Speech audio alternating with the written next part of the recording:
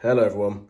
This story is called The Tale of a Toothbrush, a story of plastic in our oceans by M.G. Leonard, illustrated by Daniel Riley.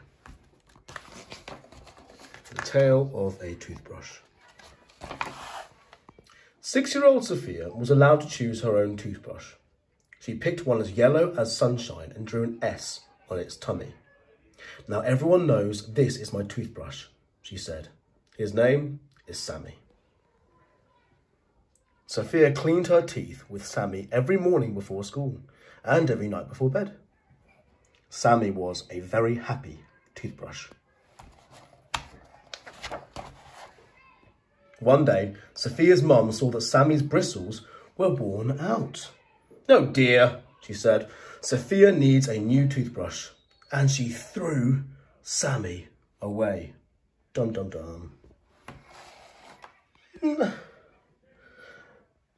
"That's not Sammy," cried Sophia when she saw a red toothbrush beside the sink. "Where is he?" But the dustman had emptied the bins and taken Sammy away. It was dark inside the black rubbish bin. Oh no. Sammy was squashed up against an empty shampoo bottle. "Hello," he said. "I'm Sophia's toothbrush." "Not anymore, you're not," said the grumpy shampoo bottle. "You're rubbish now." "We're doomed," wailed a plastic bag. I only got used once." "I want Sophia," Sammy thought. "I don't like it in here." The blast of a ship's horn startled Sammy. "Oh, what's happening?" he squeaked. "We're on a boat," said a crushed soapbox. "You mean I'm a sailor?" Sammy smiled. "Wait till I tell Sophia." Sammy sailed across the sea for countless days and nights. Then there was a grinding sound and a clang, followed by a dazzling light. Sammy was tipped up and tumbled down with jars, bottles, wrappers and bags. This new hot place was a long way from Sophia. A big rat scampered up and sniffed him. "Help me, please," Sammy said. "I sailed here on a boat, but I want to go back home." "Hold tight." The rat took Sammy between his teeth and dragged him to the river. "This river leads to the sea. Go back the way you came. Good luck." "Thank you, friend rat," Sammy called as he floated away. The sun rose and the sun set 100 times as Sammy sailed the seas. He washed up on a golden beach and saw a pink toothbrush dancing with a plastic bottle under a palm tree. "Where am I?" he asked them. "The island of love," replied the pink toothbrush. "Our love will last as long as we do," said the plastic bottle, embracing the toothbrush. "Forever." "I can't stay," Sammy said, as a wave tugged at his toes. "I'm searching for the way home to Sophia." "Does she love you?" the pink toothbrush asked. "Oh, yes, she drew an S on my tummy." "Then you must find her," the plastic bottle cried. Sammy sailed for days and weeks and months, swirling and swirling in the middle of the ocean. He met a detergent bottle who thought it was a pirate ship, tried to talk to a deflated balloon, and swam up to a raft of plastic straws who had banded together. None of them could help him find his way home. Sammy began to give up hope. "Dearest star," he said, as he bobbed around in the ocean, "I'm lost. Can you help me find the way back to Sophia?" "Go north by northeast," said the first star. "Twinkle, twinkle," said the second. In the morning, an albatross flew down, landing on the water beside Sammy. "Yum!" The albatross pecked his tummy. "Ow, don't eat me," Sammy cried. "I'm plastic. I'll make you sick." "But I'm hungry," the albatross squawked. "Then eat a fish," Sammy replied.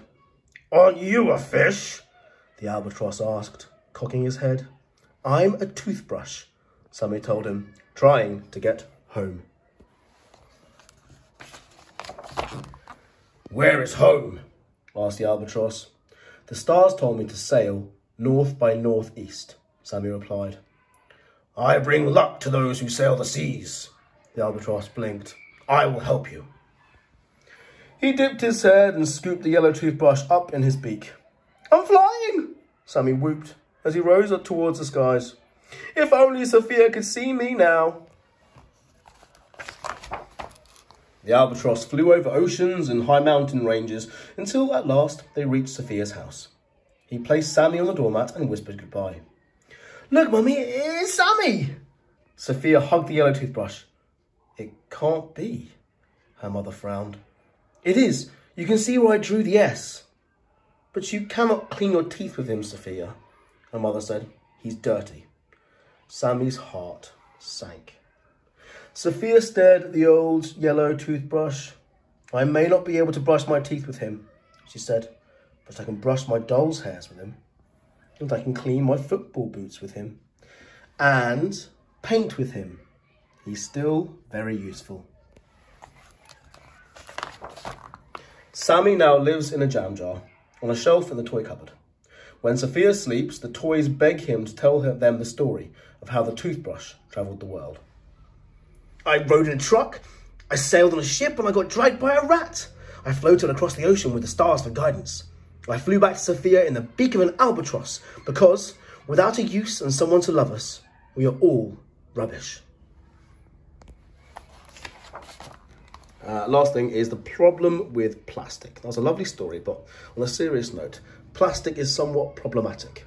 Many toothbrushes cannot be recycled because they are made of a mix of plastics that are difficult to separate. Nearly all the toothbrushes in the world are made from plastic. Their bodies are plastic and their bristles are made of nylon fibres. But you only use a toothbrush for 4 months. That's more than 3 toothbrushes every year. During your life, you will use roughly, 300 toothbrushes. When we throw plastic away, some of it is recycled, but most of it is buried, burned, or ends up in our oceans. A toothbrush is only one kind of plastic item we create. How many other types can you spot in this story?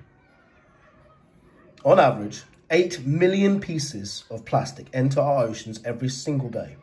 This is very bad for the sea creatures who live there.